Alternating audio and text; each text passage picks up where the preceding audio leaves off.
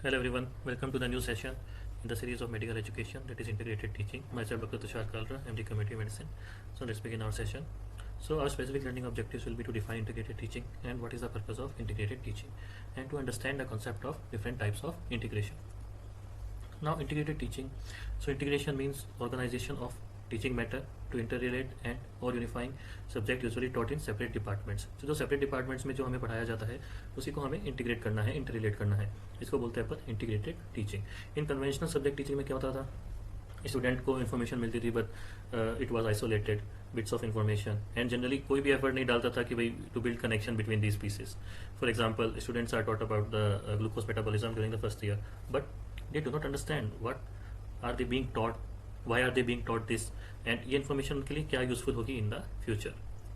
Now why integrate? Because it provides deep learning, it provides meaningful knowledge, recall of knowledge is good, retention of knowledge is good, and application of the knowledge, and एक person or a student can work in an interdisciplinary environment. So ये इसको promote करता है integration. Now types of integration क्या है? Horizontal integration.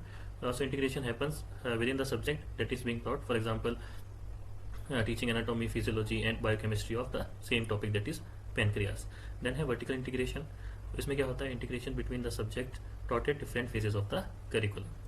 Then vertical integration में क्या है, early clinical exposure. कैसे ये methods हैं कि हम कैसे vertical integrate कर सकते हैं, स्टूडेंट्स को early clinical exposure दे दें, जैसे कि सेकेंड ईयर में ही clinical posting चालू हो जाती है, इवन फर्स्ट ईयर में भी चालू कर सकते हैं clinical posting, so they will get the early clinical exposure. Then revisiting basic sciences in clinical years, and third is case based learning, and fourth is problem based learning. So these are the ways for vertical integration.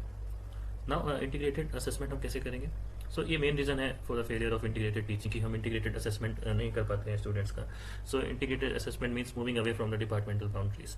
For example, femur का अगर fracture है, asking student about the clinical feature of the fracture femur of the neck, अगर हम उसे पूछ रहे हैं तो इंटीग्रेटेड असेसमेंट में क्या होगा, हम उसकी एनाटॉमी पूछेंगे, then peculiarities that make it a problem identity, and जो बायोकेमिकल चेंजेस जो होते हैं फ्रैक्चर के टाइम पे वो हम उनसे पूछ सकते हैं, जो कॉन्सेप्ट्स हैं.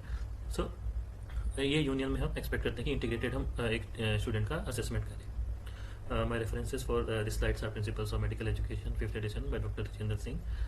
Thank you so much for listening. Like, share and subscribe to my channel. Thank you so much.